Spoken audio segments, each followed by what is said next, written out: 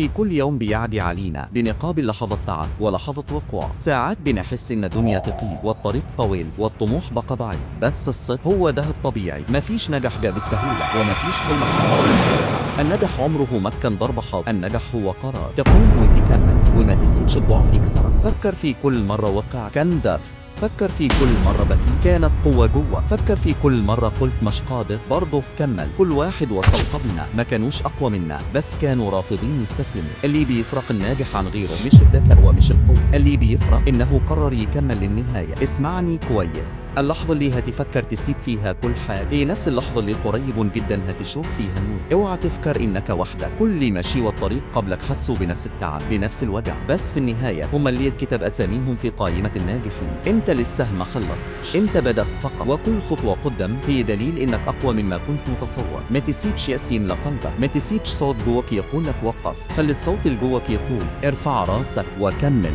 لان انت اكثر قريب مما